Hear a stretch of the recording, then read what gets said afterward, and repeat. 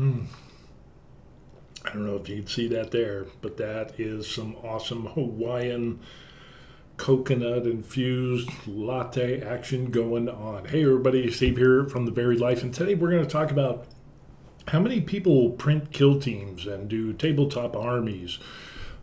Is It's kind of a big thing, apparently. A little bit of history about me. I'm going to be 58 soon, so I'm officially old. I'm rocking the gray a little bit, so we got that going on. But my history was way back in, like, what was it, the late 70s, early 80s. I started playing Dungeons and Dragons. I was a friend of mine, David. He ended up getting the books. He had went over to Europe, and somehow he got the books and came back to the States, and he got more stuff. And this guy named Gary Gygax, it was like, dude, who's that?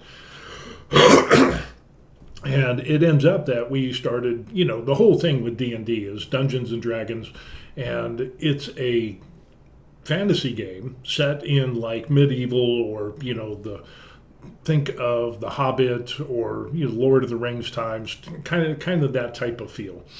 And you play a character, and back then, no boards, no characters when we started playing, and so you had a character sheet, and you rolled for, certain attributes, strength, and this and that, and, man, I can't even remember all this stuff. So anyway, you played this game, and the dungeon master was the one who orchestrated it and led the players through this journey and excursion into this imaginary world that, yeah, it was kind of cool, and it was kind of weird because back then, it was like that came out, and then the whole thing, if you were, some people said it was satanic and all that stuff, and that was kind of interesting. So we were rebellious to the to the church, but that's how it started out. And then slowly and surely over time, you ended up having maps of dungeons, and then you had little tiny characters, metal characters, and we used to buy those, and we didn't really paint them. We just bought them and moved them on the maps that we would make, and just it was rough. It was rough, but we had a great time, and yeah, it was great spending 5, 6, 7 hours, 10 hours on a weekend or during the summer, playing D&D and learning how to play and all that stuff. So it was really cool. And back then there were no 3D printers. Yeah, it just wasn't a thing, and that was something like Star Trek, the replicator machine, and boom, there it is. Now we have those replicator machines, and what's kind of interesting is that's my setup back there. In case you're wondering, the print station, paint station. But yeah, it's really interesting to come to a place of where now you used to have to buy those things, buy miniatures, and it wasn't really a big thing that back then, and it was also affordable. That was the other thing. It was, even back then in the 80s, early 80s, mid 80s, until I joined the military, it ends up that D&D and playing those, that was probably the first big tabletop game that I remember that hit the scene, and geekdom was born. I mean, there was some geekdom before that, but it wasn't really an organized, religion of geekness. And yeah, it was affordable. You could play. Yeah, you bought some books. That was an initial investment, but it didn't break the bank. And compared that to today, Games Workshop is a huge multinational billion-dollar, million-dollar company, whatever it is. And the prices for their stuff is astronomically crazy. And I'm not deep into Warhammer 40K. I mean, I like the figures and the stuff like that. I print guys like that, and then I'll print out little guys like this. See if we can get the camera to focus. That's one that I printed, kind of a Spanish type of look to them. So that was kind of cool. And then. Yeah, I was amazed at how expensive Games Workshop was. And, me going back to the days of when I was a kid and buying models of Jeeps and jets and my painting back then of those things was the Jeep is green, the Jet is gray, and that was, you slap paint on it and put some stickers, and that was artistic work back then for me. Joined the military, put down the D&D, put down the one color paint the one or two colors of paint that I would use, and yeah, did a career. And then after I retired, I found out that I needed something to do. And I remember we're actually here in Korea.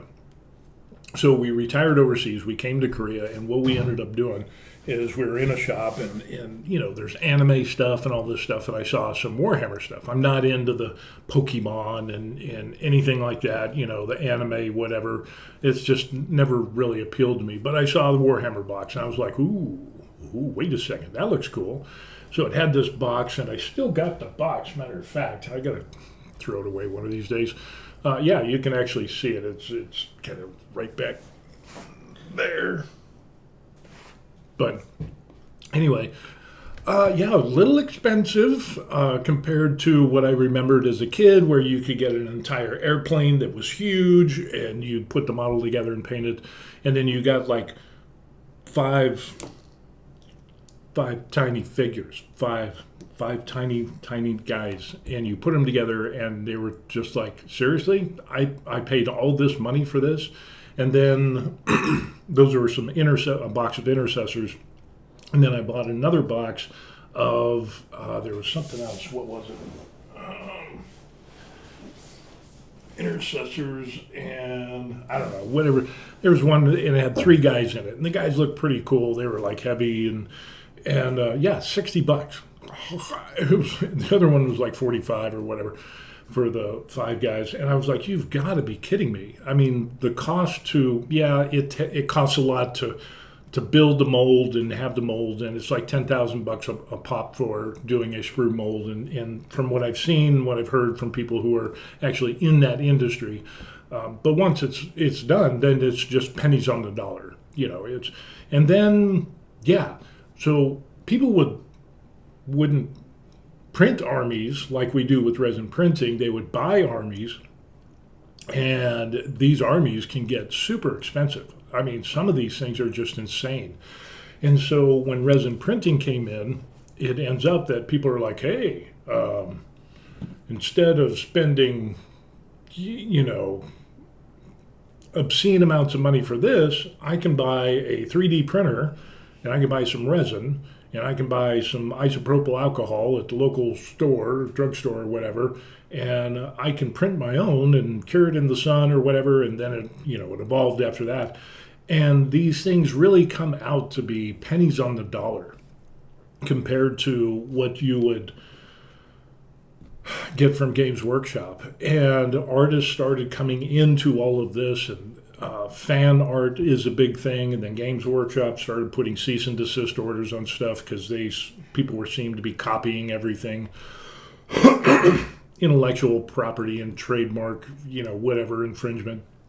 And so they've actually tried to sue some people.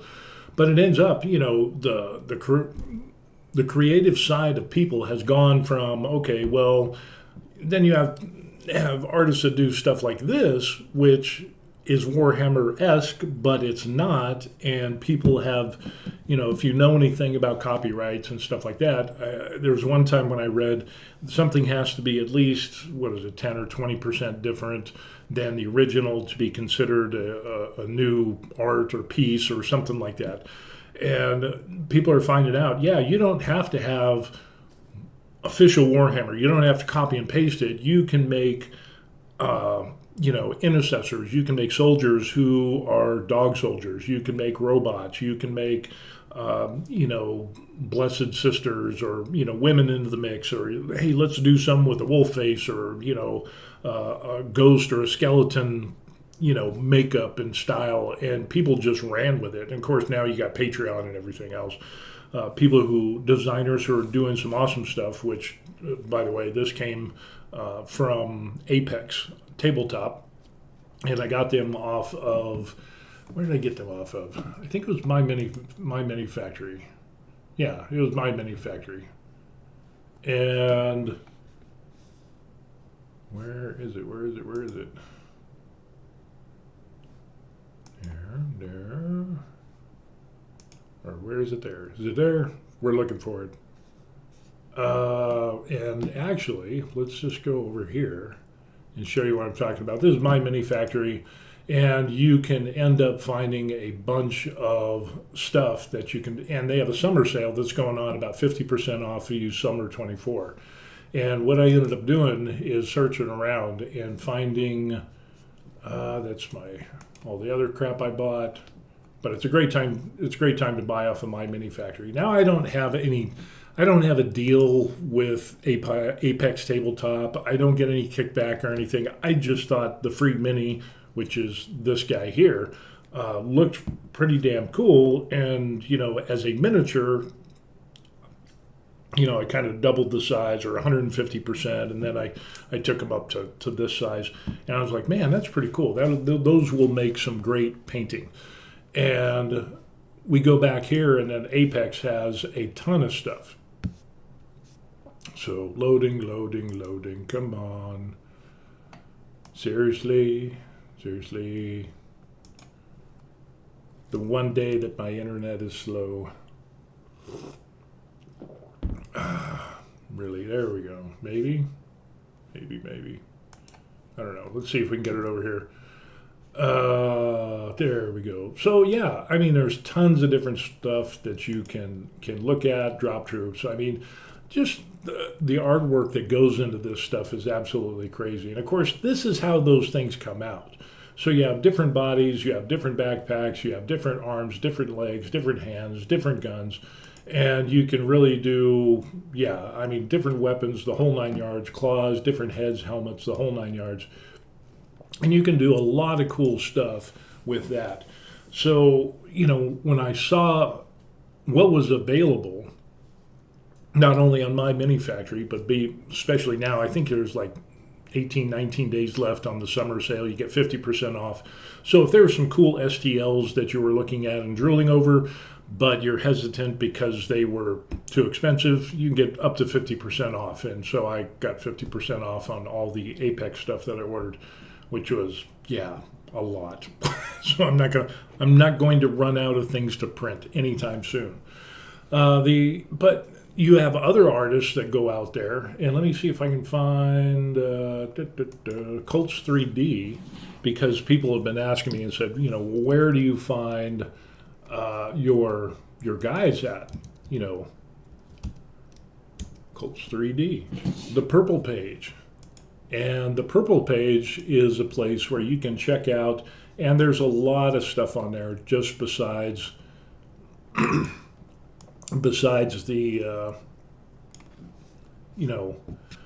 miniatures. They have functional parts, they have arts, they have cosplay stuff, they have Mandalorian, little trinkets, all kinds of neat stuff. But you could put in like Warhammer, or just put tabletop games, and you will find a plethora of stuff, everything from bases to terrain to figures, busts, soldiers themselves, and oftentimes you can find a number of free files on here, and then you can also find paid versions as well, which is not as expensive as my mini factory, but you can still get some pretty cool stuff done. And it's a great way. It's a great hobby to, get into, especially. But it kind of makes me wonder, now more people had gotten involved into tabletop gaming because of this and because of resin printing, because you can have a customized army or a kill team or, whatever it is. And, whether it could be soldiers or demons or robots or foxes or animals or, samurai variant robo-killing machines, you can have a customized army and you can play these tabletop games against other people, and you can have a customized team, army or kill team or whatever. So there's more individuality when it comes to tabletop gaming. And again, like I said, the last time I played a tabletop game, D&D, was back in the early 80s. I did dip my hand into D&D like once or twice, when I was in the military, but by that time it was I ended up having to do adult stuff. It kind of had to put all that stuff aside. Ended up getting married. I was in the military, trying to get promoted, trying to get rank, and all that stuff. And so a lot of things on that side of my life just had to go away, and I had to focus on other things. Well, now that I'm retired and I'm overseas, and I got a ton of time, which now I don't have a ton of time because I'm printing and painting and doing all this stuff. Yeah, it's a really enjoyable thing, and being able to, find something that you like that represents you, or just something that you enjoy. When you look at it, it's kind of that Marie Kondo thing. If it sparks joy, keep a hold of it.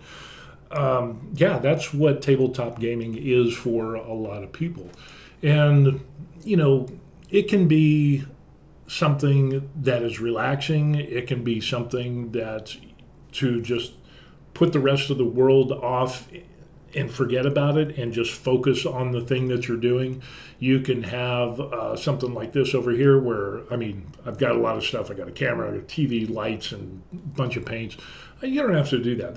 When I started out was the box of, I had the box of the Warhammer stuff with like 12 paints, and I got, a little 12 starter paint kit and the supplied paintbrush, and boom, I was off running. It wasn't elaborate in any way, shape, or form, but I got hooked, and it's like, man, I would like to do this in another color, but I don't have these colors, so you get more paints. And then you find out that, oh, wait a second, there's better paintbrushes than the crappy one that they supplied. And so you get paintbrushes. And then it's like, oh, well, wait, I want to do bases, and I got to be able to hold the miniature. And so you end up with, holders and things like this. And you're like, oh, man, I need one of those and need one of this. And it just kind of expands. It goes from there. And it just ends up, it's just kind of crazy. Glad I didn't spill my latte. But yeah, it ends up, it's really cool. And my question is, do you think a lot of people have gotten into tabletop gaming because of resin printing and because of individual artists who are bringing so many different types of styles and characters to armies and kill teams and games? It could be, kind of like Lord of the Rings. It could be elves and ogres and orcs and giants, or it could be sci-fi and robots and kind of like Warhammer type stuff, or it could be a whole host of other things that are available for people to play tabletop games, and maybe not with Warhammer rules per se. Because Games Workshop, they sell, and it's kind of the same thing as D&D. D&D, you had a bunch of books that you had to buy, but you could buy a basic set of books, and you could run with that for years. As opposed to what Games Workshop is now, of where now it's like they're trying to pump out content constantly and constantly tug at your purse strings, and it's minimal changes and new armies, and oh, this army just disappeared, we're not using them anymore. And so now people who spent hundreds of thousands of dollars building an army and painting and all this stuff, suddenly they found their factions are suddenly moot. So they just disappeared into the ether, kind of like Thanos, boom, and it was gone. In playing, people on their own, they said, well, we don't care about these new rules or these new updates. We're going to stick with this set of books and this version, and they just run with it. And you have groups of people like that, kind of similar to D&D and other tabletop games. Then you have OnePage Rules that comes out and says, hey, we don't really care what characters you use, because Games Workshop, if you usually go to a Games Workshop hobby shop official event, you can't bring any resin printed characters. It is verboten. You could probably print some that, if it was really, really close or almost the same, somebody might not notice. But if you have that individual army that you like and you bring it to, they won't let you play.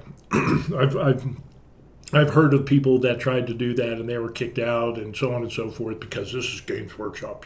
How dare you defile the table with, pagan and all that stuff, pagan miniatures and whatever.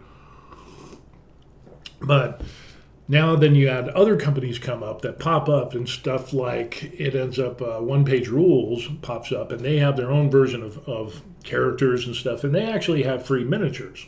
So here is one of their miniatures, and if the camera will focus, this is a free miniature that you could get, and I printed this. This is in water washable resin, so it's kind of delicate, a little brittle, but I mean the details on this are crazy. But the thing about OnePage Rules, it's one page front and back of the rules, and you can play the game. It's not this game where you need to have, an encyclopedia, desk full of books to play a game that changes every quarter or however many updates that they do, and you need a new book, or you can't use this, and that one's out, and this is new. They change the rules. And it's gotten so involved, and there's a place for that. Some people enjoy that, but I think that detracts away from the game for a lot of people.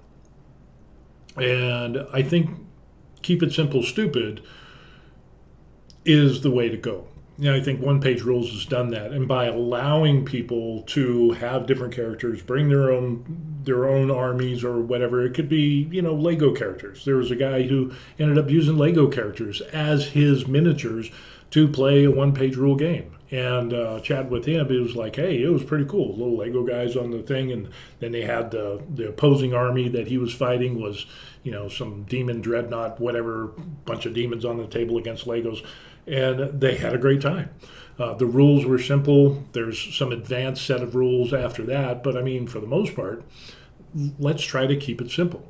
So, yeah, now it comes to a place of, what people are wanting to do, and they're finding out that they don't have to bend the knee to big, huge, multi-billion-dollar corporations that are just out to make a buck. It gets to this place, I think, where it starts off with good intentions, and then it comes up to a place of where there's a fork in the road, and it ends up you can stick with what you've done in the past and continue to be a part of the community, or you can go on the corporate side and you kind of lose that because the drive is no longer about the game itself. The drive is about making money. And so then it's like, well, hey, if we put out new characters, and if we get rid of armies, and if we, change books and lore and this and that, and make people have to buy this stuff so they can remain in the Warhammer universe, yeah, that can be a lot of money. And if you think just little miniature Warhammer guys and playing the game is a little kids game and stuff, look them up. Look how much the company makes. It's not like somebody started this in their garage. Maybe they did. I'm not sure.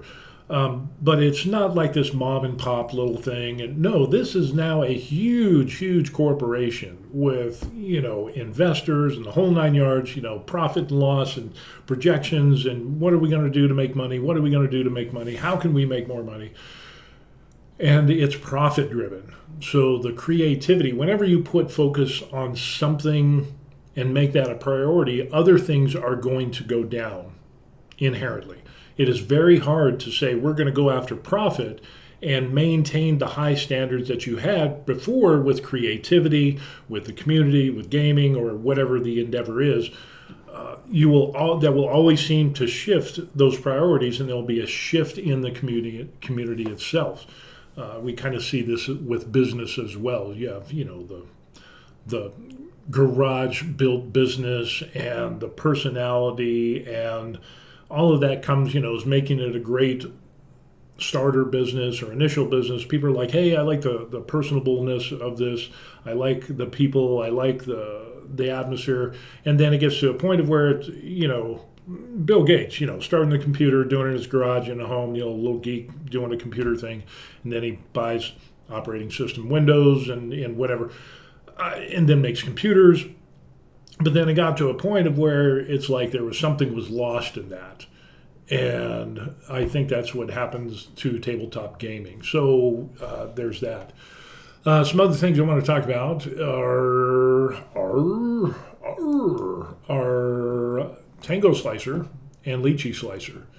Now, recently what I ended up doing was a video about Tango and Lychee just yesterday and showing the differences as far as importing items and slicing and exporting. And what we ended up finding out is that Lychee slicer, that it would take about 38 seconds for fast slicing, and normal slicing about 47 seconds, and then exporting it, it took a little bit. But then with the Tango slicer, slicing was 9.43 seconds, and then that was for the fast mode. And then the dynamic smooth mode was 9.45-ish.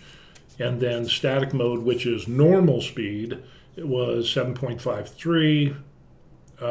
But yeah, and the print times on some of these things. So what I ended up doing is printing out, well, I didn't print out, I just put it on the build plate and estimated, these resin figures are going to print out on Lychee slicer with the Elegoo Saturn III Ultra. It would take 2 hours and 50 minutes to be able to print out a mini with some other stuff on there. Use that same exact resin prints, same models, put it and imported it into Tango slicer, the Voxel Dancer, Tango Dance, whatever, Tango slicer, and it ends up, it would be 3 hours and 49 minutes, but with the fast dynamic mode, it would only take 2 hours and 43 minutes, so you saved about 7 minutes. But then we went through and showed some of the different things with Lychee and Tango, and how Tango's a little bit glitchy, it has some problems, usability, user friendliness in the interaction, and needs to be improved. It seems to be like a great program. I have it on my Mac, but for the life of me, I couldn't figure out how to do a manual support. Apparently, I don't know if you can do a manual support. Lychee automatic supports leave something a little bit to be desired. Not as good as Tango, in my opinion, for doing miniatures, because you could just basically throw the miniatures onto Tango, click a button, support it, boom, and print, and it was good. Matter of fact, I printed out 3 of these small guys, and 2 of them printed out perfect. One of them printed out, I'd say, at about 97%, but there was a little bit of pancaking and a little bit of layer separation on one of the feed, and that's just because I think it just needed like 1 or 2 extra supports, and it would have been good. But yeah, 2 out of 3 ain't bad, according to Meatloaf. So yeah, that seemed to be good in my book, and I've had better automatic supports with Tango than I have with Lychee slicer. And the removal of supports, of course, that's dependent upon your resin and exposure times and all those different variables, but Tango does pretty good.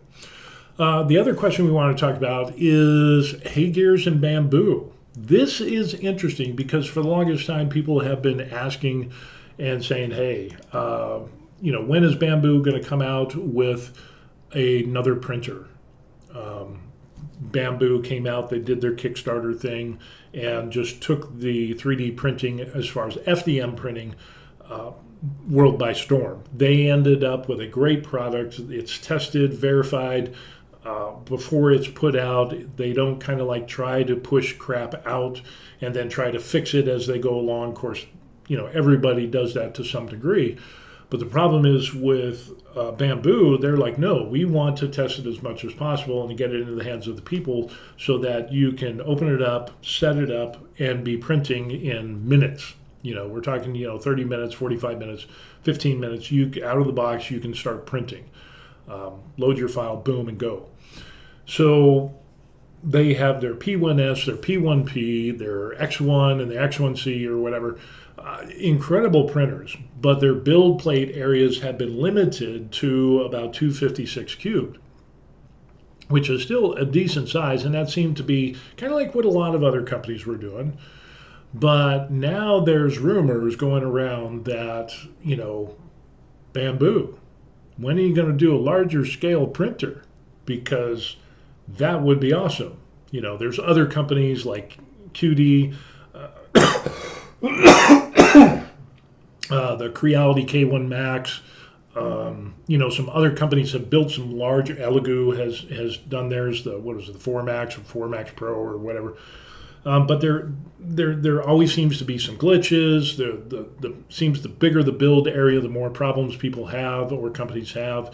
And I think if Bambu comes out with a larger build area printer that can have the same quality as the X1C and just have a larger build area, they would take the market. And I think it would be like a build area of 350 cubed, because then now you're getting to a place of where it's not so big that people would be like, that's not going to fit in my garage or in my spare room or my hobby room or whatever. It's still a manageable size, but then you can do cosplay stuff, you can do large stuff, you could do small stuff. And apparently I heard from a little bird, and before the AMA asked me anything from Bambu, somebody who told me that said, don't openly say this, but Bambu is working on a larger scale printer, and it's going to be out in 2024, which is this year. So, being that it's close to the end of the year and we're getting there, what do we got? August, the rest of August, September, October, November, December, so, half year or whatever, 4 or 5 months. Now it ends up we have Bambu, new flagship printer predicted in a thread. And it ends up during an AMA, which is Ask Me Anything. Bambu alluded this to 2 separate questions. Will we see a worthy competitor to the Prusa XL, which is a large build plate printer, FDM printer, which is good. Multiple heads if you want to buy multiple heads, but you're going to pay for it. But it's not that fast, and there's been mixed reviews on that online for those. Some people it works great. Some people it's just the bane of their existence. But it says, we want big print volumes and Bambu lab quality. It says we're working on it. We believe that wait will be worth it. 2024 is all we can say for right now. So it came out. It was actually true. Excuse me. AMS works great for multicolor, but are there any plans for multi-tool head printing? We can't share details at this time, but we're working on a new generation printer that will be launched this year. And again, boom, what are we getting? Now there are more and more rumors that yes, it will be a multi-head printer. We don't know if it's going to be like Prusa XL, where you could buy the printer where it has one print head and then you can opt to buy additional print heads. But the Prusas, like you're going to spend $4,000 or $5,000, $6,000 for a 5 print head, maybe even more, depending on the other stuff that you buy. And then you have to wait for it to be built, and so there's some lead time that you have to wait. Bambu has been really good about bringing stuff to market and having the stuff available. So people are going to eat this up like a fat boy on a donut. It's just going to be great. Anyway, people are talking about this. And then, the A1 Mini, they said they weren't going to do bed slingers anymore, and they did. And so I think what they ended up doing is that Bambu's like, we'll do we'll do an A1 Mini, and then we'll do the A1. They were released shortly within a tiny amount of time. And some people got mad because they're like, I never would have bought the Mini if I knew I could buy the A1. But it still worked out okay. But there's lots of stuff here talking about people are thinking that, multiple print heads or dual print heads and things like that. That would be kind of interesting. Some people thought about that, where you have one print head, but you have two extruders in one big giant print head, so it's kind of like a two-headed snake. We'll see if that has something to do with it, or if it's just something they were playing around with. Some people think like a 400 cubed workspace would be good. At least a Core XY printer, higher flow rate than the A1 series, which would be good for a high flow nozzle. And larger 2-head or IDEX with AMS automatic material system, so you could have multiple colors or multiple materials going in, which is cool. So yeah, this Reddit thing talking about Bambu Lab is, yeah, there's there's a lot of cool stuff that people want, and as you read through this, yeah, like this person here, 350 cubed build area, enclosed linear rails, which would be nice because it give you more accuracy. A1 style, quick swap hot ends, of course, tool changer, tool heads, parts, whatever. And the thing with a tool head, to having a multiple tool heads, is that it's quicker. So let's say you've got your head and you have your plastic filament going in, and then it heats up, and then it melts it, and then it pushes it out, and then it builds layer by layer by layer. And then if you wanted to change the color, then what you would have to do manually would be to kind of get all that out, remove that filament, get your next filament, say it's a different color, run that through, purge the line to make sure that you're not getting any cross-contamination of color or material, and then once you've done that, and then you could go back to printing. Well, they automated this to where now it's a lot more user-friendly than it was in the past, and that's with a single head. But now if you have multiple heads, let's say I have a 4-head printer, what I can end up doing is I could have red, white, blue, and green as those filament colors, different colors. And so if I'm printing something and I want it in red, and this tool head will go down, it'll print red, and then it's time for the white, that tool head comes up, it disconnects, it goes to the next one, gets this tool head, goes down, and it automatically will, without skipping a beat, well, I mean, it'll skip a few beats, but it'll go and it'll print the white, and it'll do the same thing with the blue and whatever other colors, the green. So it's a faster, more efficient way than doing it manually. So yeah, there are definitely some benefits to this, and it's interesting. I think what we're going to end up seeing is Bambu is taking a huge leap to take a jab at Prusa for larger build area multi-head printers, which is and that's going to be really interesting. It is going to be really interesting how that pops up. In this one here, it ends up, let me move that out of the way. Seriously.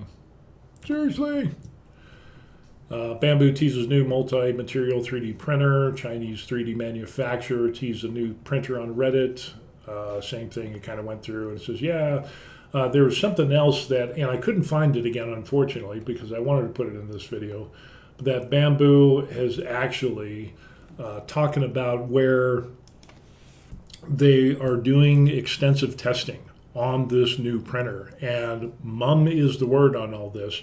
So yeah, it will be really, really interesting. And the fact that Bambu has come out, and it's a huge corporation, and like I said, they're in it, they're making money, but they want to bring a good product to the people, and I think they cracked the code in this, how you can have a high standards for your product and still go out and make money, and that's acceptable. The thing is, what I hate with 3D printer companies, most of them, resin printing or FDM companies, especially, that every single year a new printer comes out, and it's like, seriously, really? That's what we're banking on, is just a new printer and new problems, and we end up being the beta testers where the company is kind of like pushing that responsibility onto the consumers. That shouldn't be the consumer's responsibility. And I think Bambu is taking this to the point of where they're moving away from that and giving a better user experience for those people that are brand new, that are not technical, that want to buy a printer, set it up, 15, 20, 30 minutes, and they can start printing cool shit. Yeah, I mean, they could print miniatures, they could do art, they can do a number of other things. You can look on websites like Thingiverse, My Mini Factory, you could look at Maker World, all of these places, and you can see that there's a ton of people that are making some really cool stuff, and they're printing this stuff up, and they're making this stuff up, and they're bringing it to people saying, hey, you can freely download this and print it to your heart's content. other people are selling their designs, and you have to get licensed, to be able to sell it, license fee and stuff like that, which is absolutely fine. But just bringing that to the market and opening up more people to 3D printing, I think that's really cool. And so it doesn't matter if you're artistic, it doesn't matter if it's functional, it doesn't matter if it's just little cute little artsy fartsy things or picture frames or mechanical parts or useful items in the home. There's people that are printing out replacement parts for their cars where if you had to buy that part, it would be $400 or $500, and they're printing this stuff out for pennies on the dollar, and you can't tell the difference. And of course, you need, obviously some more expensive material, you need special printers, and it takes a while to dial this stuff in. But it's coming to a place of where it's easier and easier year after year to do this stuff. And I think Bambu is leading the charge on this. The difference between Bambu and Prusa is Prusa's been a workhorse for the longest time, but their printers are slow. And I think they just kind of banked on them being the juggernaut, the juggernaut, no one's going to mess with us. We're going to do the same type of printer, same type of whatever. We're just going to upgrade, and we're slow, and we're good, but we're slow. It just kind of reminds me of a giant. Bambu comes in, and they're a little bit smaller. They're more nimble, they're more quick, and they want to create a better experience and a faster experience. So that's kind of how I see those two companies competing against each other. The thing with Bambu is that they've got it down pat for distribution, all this stuff, for build time, quality. Prusa does awesome, and they build a lot of their own parts, but it comes from Europe, and it takes time. Like getting the XL, you're going to have a lead time. Last time I checked, it was like 6 to 8 weeks lead time for that XL. And even then, it depends on when you order it and stuff. There's people that have been waiting and been delays. People who've got their stuff, and it ends up being a brick when it was delivered, and so it's back and forth.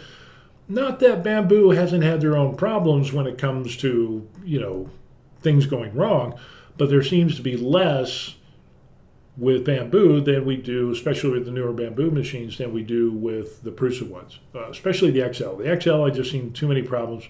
When it works great, but it's just, I think it's just on that high-end part of the budget. It's a little bit too expensive for me, the XL, whereas I think Bambu sees and realizes that if we could just basically blow up our X1C and let's throw in a multi-head printer into the mix with large build area, and they can do it at a much cheaper price. A lot of people will be like, I can't afford $5,000 or $4,000, but I could do like $2,400, or $2,200 or $2,100. It depends on where it goes. And are they going to have a high-end model with all the bells and whistles, and then will have a more reasonably priced, with less bells and whistles, but still a large build area? Remains to be seen, but that will be interesting. So, we got a lot of stuff going on coming into the 3D printing world, and a lot of stuff. Let me see if I can find. Oh, the other thing I wanted to talk about, Heygears. Heygears. Oh, good Lord. Heygears is a company that puts out the Ultracraft Reflex. Let me see if we can bring this up here. And their printer came into market. It's a resin printer, but their stuff is kind of crazy. Here we actually see what we're looking at here. Their printer, the Ultracraft Reflex, is a resin printer, and it's a bit expensive. It is expensive, that's true, but it is oh so good. Flip top lid. The cure and wash station is kind of like, it's not so much. But they have been in the resin printing industry for quite some time in the medical side of the house, and now they got into their printers. So let's see, where is it? Heygears store. We'll just go to store and see what happens. So we go here, They have new resins, they have cheaper resins, and yeah, this is the printer. So they got the combo, which has the printer and the wash and cure for $2,400 basically. But this is $1,400 for the reflex printer. And it is incredible. 33 microns precision, which, you know, there's a little bit of flub on that. But other than that, it is crazy on what this thing can do as far as auto supports. It has like a one-click auto support, automatic leveling, which is kind of sort of automatic leveling. It's just adjusts so it's parallel to the print bed. Through a series, I'm assuming, with springs or some type of spring or flexion action. Let's see what else we got. Has an automatic resin filling that we got going on there, which is kind of cool for larger prints, and it doesn't seem to be that complicated to purge or clean. Heated resin chamber, or you know, to heat up your resin, looks incredible. And if you don't know anything about you know, resin and printing, your resin has to be at a good temperature. Again, some of the details on that is insane. And the tolerance on this, and this all comes from them being in the medical world with medical and dental printing and things like this. It is just an incredible machine. AI assisted peeling, scalable production, consistency across the build plate. They got a lot of different materials, and a lot of their materials ended up being expensive. The only thing is that the build volume is 192 by 121 by 220, which is a little bit smaller. But where that really shined was with the automatic supports. In other words, you click a button to support, and then it's automatically sliced and diced and juliennes your fries and the whole 9 yards. You put it onto the printer and boom, it prints and goes. So this whole idea of going back to Lychee and going back to Tango and these automatic supports for your miniatures, it used to be there was a huge learning curve to be able to take this and, you know, lean it and support it and get all the right things so the print doesn't fail. And then you have to dial in all the variables of your resin. Then you know the learning curve of, yeah, it's got automatic supports, but you have to add some because you'll have some problem areas, and even then it's trial and error. You get to a place where you learn how to do it. But with the Ultracraft Reflex, it is, from what I've seen, it is the best one button auto support machine out there. It is incredible, and that all comes from their medical side of the house. So yeah, it's just kind of incredible on what they have done with this thing in regards to, but it's a hefty price tag. And when this first came out, it's proprietary resin. So they dialed in the printer for their specific resin so it gets the most optimal prints that they can with the most success, so on and so forth. But some of these prices were like $60 a pop. And here you can see some of the prices, $99 for a liter. When I'm paying like, what, $20, you know, $25 for a liter. Yeah, that's like 3 times, 4 times, you know, the cost of what you could get.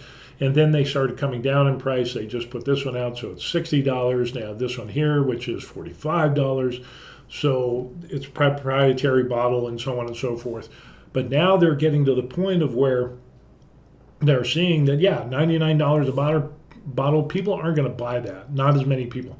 The majority of people want good prints, which you'll get with this machine, but they don't want expensive resin. So I think they're finding their way. They're kind of like Bambu in the fact that it's like, okay, well, if we want to get into this community of resin printing, we're going to have to lower our prices, and we're still need to make money, obviously, But I like the steps of where they're going with this. Now, here's the interesting thing, is I had somebody that I was chatting with online who was talking about it. I said, yeah, you know, $1,400. I have my Saturn III Ultra, which ends up, you know, it's like $400 or $500 at the time or whatever. I got it when it was fairly new. And it was some money, but $1,400? But then the trade-off is that I don't have to deal with dialing in resin. I don't have to deal with, you know, working in this learning curve of having to support miniatures or figures. Boom! It's the success rate with this machine and their slicing program is huge, and that stems from them being in the medical. Well, I had a well-known YouTuber who has a way bigger channel than I do, who told me, it says, yeah, look forward to Heygears coming out with another printer. Okay.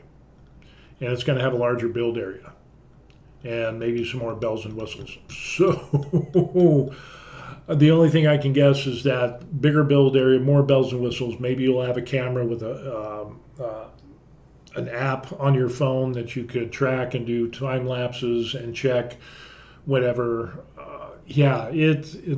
I am excited about that. So, but unfortunately, I will stick with my Saturn III Ultra for a couple of years, and we'll see what happens. But if it's the guy also said it's going to be lower in price, so bigger build area. He didn't say how much lower. He wasn't privy to that information, but he said it will be a bigger build area, and when it's going to come out, don't know. But they're working on it. I am pretty excited about this. So yeah, that the Bambu machine that's going to be coming out with a larger build area, the Heygears machine, Ultracraft, Heygears machine coming out. Yeah, those are things that I'm going to look forward to. So yeah, that's what we got going on. A lot of stuff going on in the 3D printing world. And when I look at these things, when I look at Bambu and when I look at Heygears and the stuff that they're doing, and then I look at Creality, which Creality has put out some good machines, but they've also had a lot of problems in the past. They've done false advertising with, what was it, the K1, in saying, ooh, all metal extruder, and, you know, their website said it for guaranteed, you know, 1,000-hour printing and blah, blah, blah. And then the reviewers they sent it to ended up, it wasn't so much an all-metal extruder. It actually ended up, the inside was mostly plastic, and then they had to backtrack, and then they didn't want to say anything about it. And then suddenly, magically, more YouTubers that they had sent their machines to are like, yeah, this isn't all metal. It's mostly plastic. they kind of, you know, there's, oh, crap. And when you advertise something, it says this is all metal, and the result is of the all metal extruder system is that you're going to get 1,000 clog-free print hours. That is huge. And then all of a sudden it's like, well, it's not all metal.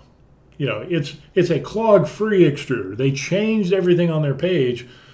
And just a little while ago, I checked on their Amazon page. They're still advertising on Amazon as being an all-metal extruder.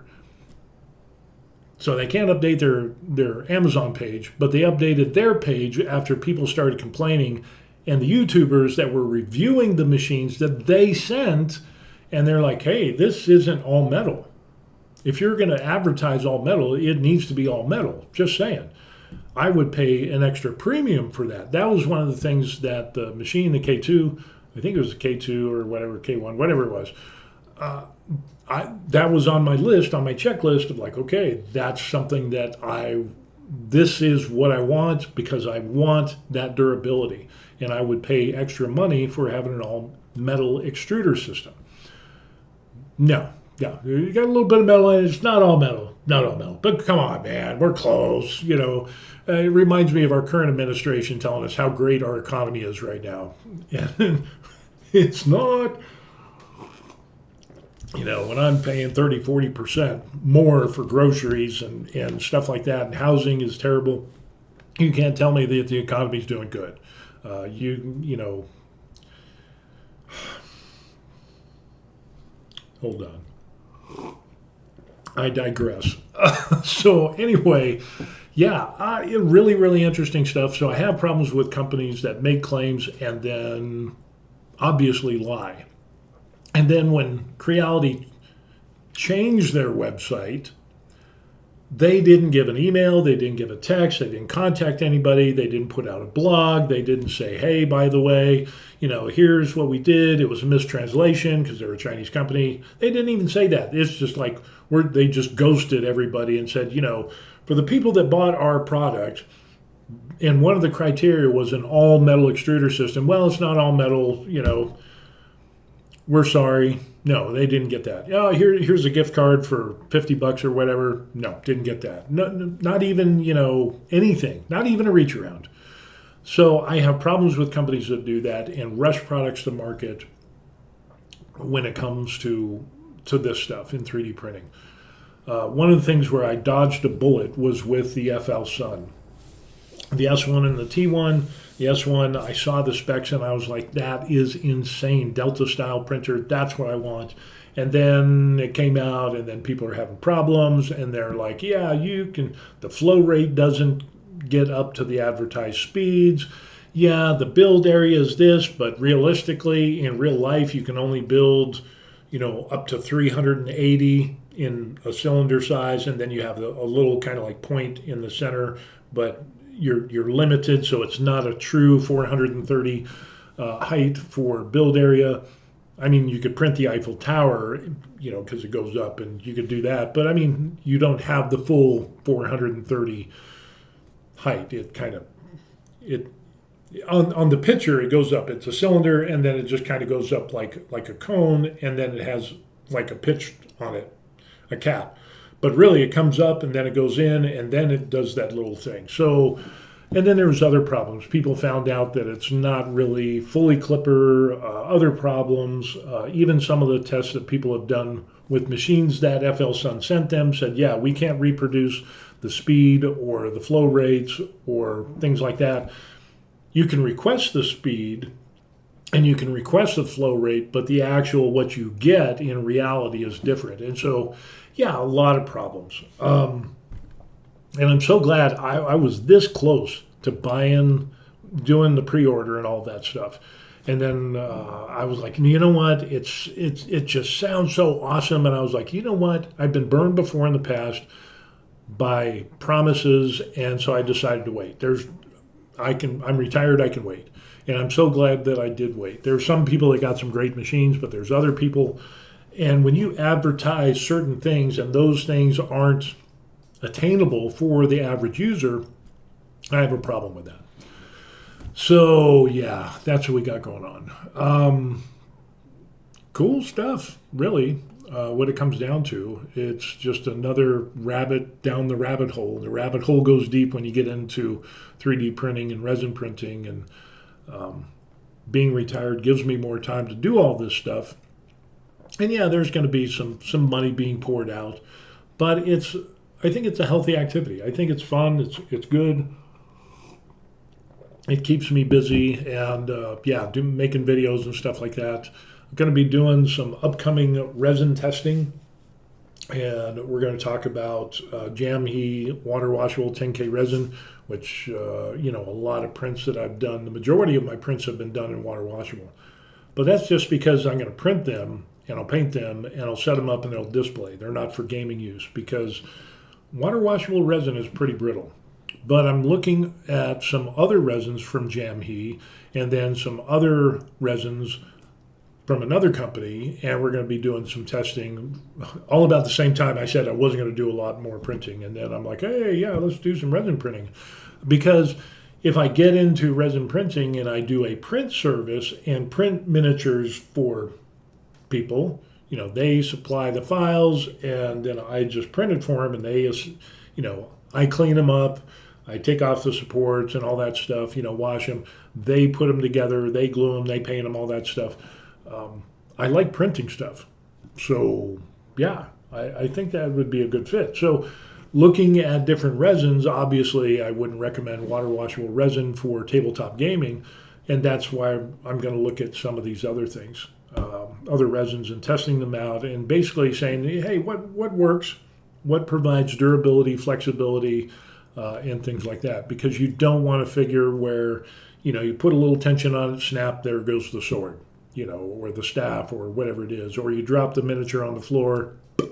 If I drop this guy on the floor, this guy would end up being toast.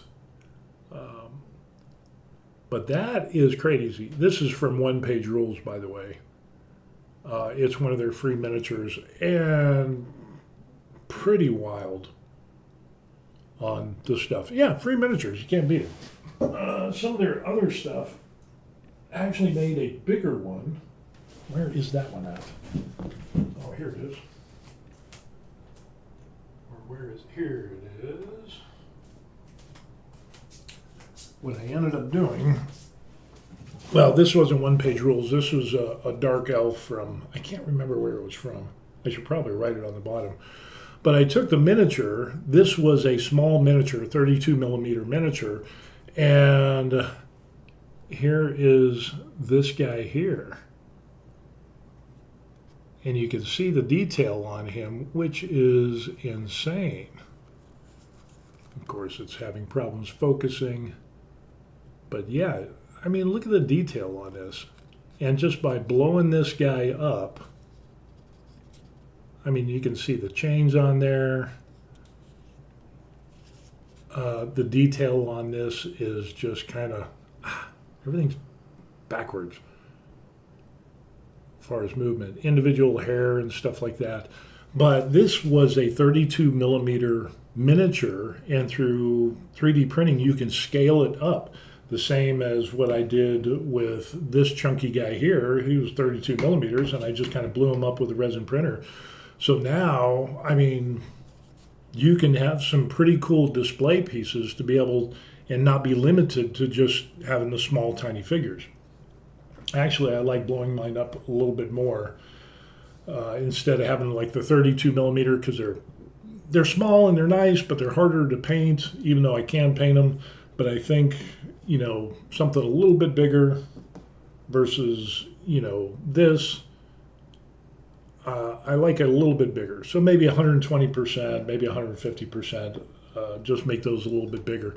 But again, that's what you can do with resin printing, and that's what's really cool. I enjoy that. It's something to build and do and, make, and yeah, just have a good time. So anyway, that's what we got going on. Looking forward to doing that. I'm doing a video right now where I'm trying to put it together for, what was that going to be?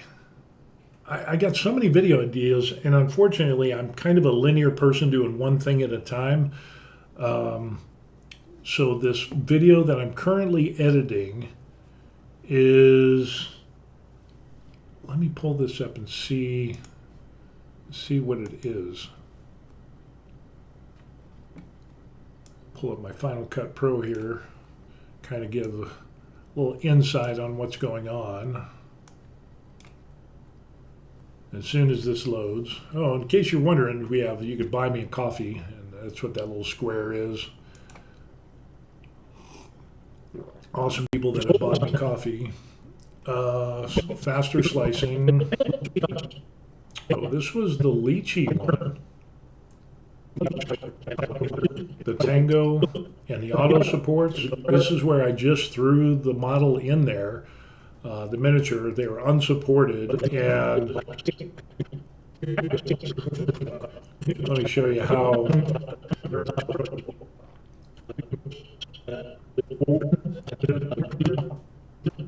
I'll show you how fast it goes for doing these auto supports. Check this out. And I just hit support, and Tango ends up generating all of these supports, and we'll see how it looks. And since it printed out the 32 millimeter one, or the smaller one, which is probably about that high, which is maybe, yeah, the auto supports that they did on this was absolutely crazy. And then I went through and actually printed it out at the little bit bigger But size. yeah, and everything printed out with no extra manual supports or anything like that. So yeah, and the way these things came off of here were just awesome. Yeah, it was 150% scale. That's what it ends up being. And again, printed out another guy. So kind of going through all that and then washing them. And what do we ended up? Curing them and all that stuff. But yeah, ding. So yeah, good stuff. But that's what we got going on. So we're going to be finishing up that video and comparing or taking a look at Tango and how it prints out in regards to resin printing and supporting and how all that works. And like I said, I got my Saturn III Ultra. It came with Tango Slicer, the lifetime, thing, so I don't have to pay anything. Still clunky, still glitches, still kind of hangs, unexpected closings every once in a while. It freezes up, but the auto supports is really good. And I think if they improve the usability in some of the interface, because where do you add a printer? Where do you change where do you enter in your resin settings and stuff like that? And unfortunately, Tango just ends up, truly some smart engineers came up and said, hey, we're gonna do this, and they didn't. It's all engineer-minded people. So I'll kind of show you what I'm talking about here. So we'll take a look at the Tango. You come up here, and this is the program. Works good. You can do the white or the dark. I like the dark. But, you look up here, and it's like platform definitions, history file. You can import, export, and then you can do all the things to the file. You can arrange, modify, mesh, Boolean, which I don't know if anybody does that. Support and slice. But it's like, where do you enter in? Down here it says Saturn III Ultra. We've got eSun PLA Pro. Build time, build cost, resin, how long it's going to take, blah, blah, blah, all of that. But it took a little while, and you come down to platform definitions. And this is where you can add your printer. And so you have your printer, and you can put in all that stuff. You can add and have a list of printers. It's like, well, where's the resin? Well, you got to come over here to resin, and then you enter the resin price. That's where you put in all your information for your settings and dialing in, and then you hit apply. And down here, it has 3 different modes. You have a static mode, you have a dynamic high-speed mode, and then a smooth mode, which is weird because if you're doing, and here's the reason why I say this is weird, is that you should have normal, medium, and fast speed. They have static, high-speed, smooth mode. So static mode is normal speed.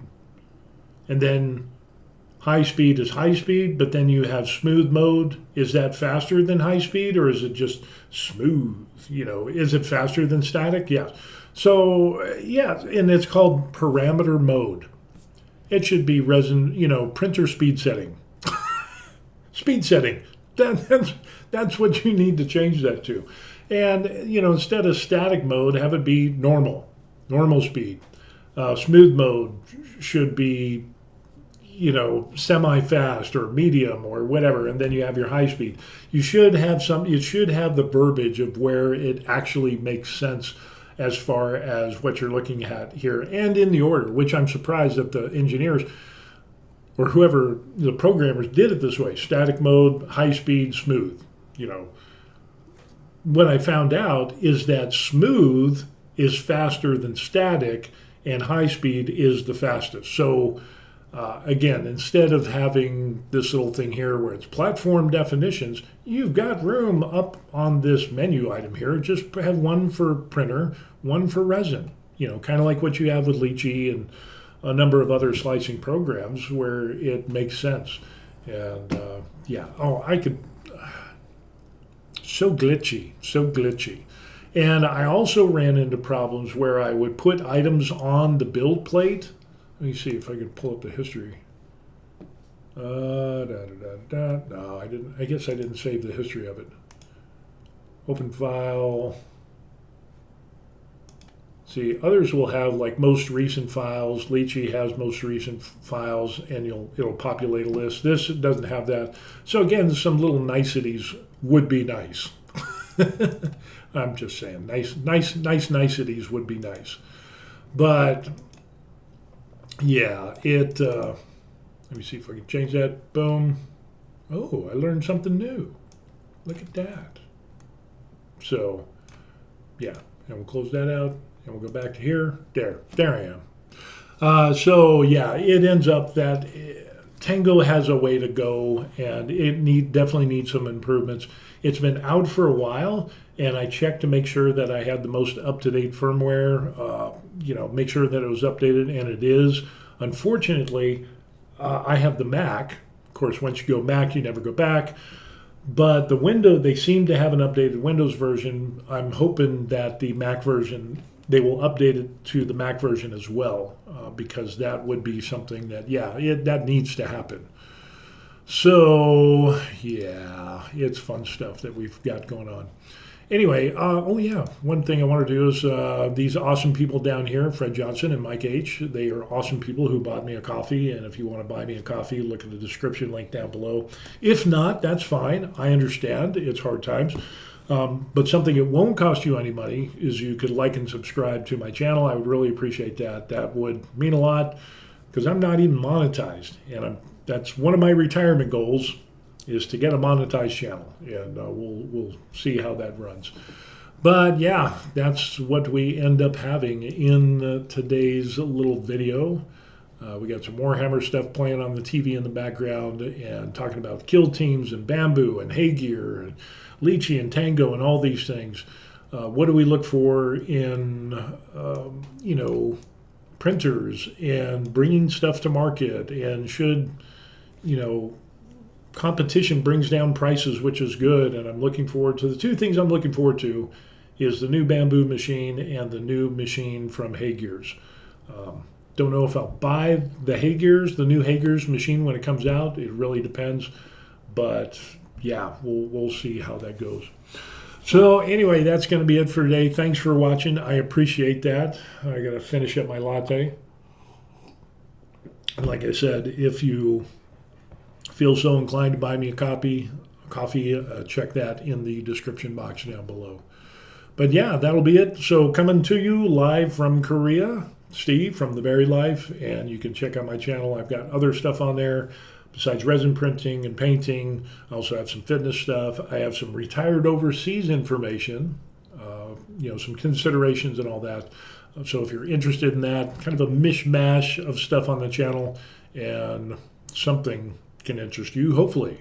If you have any comments, suggestions, tips, anything like that, even if you disagree with what I say, put it in the comment section down below, and I'd like to take a look and read about it. Just be civil, adult, and mature. We can have differing opinions, but we can still be mature. That's kind of the goal. No drama. All right, that's it. We will see you on the next video. Peace. Gotta be civil and mature.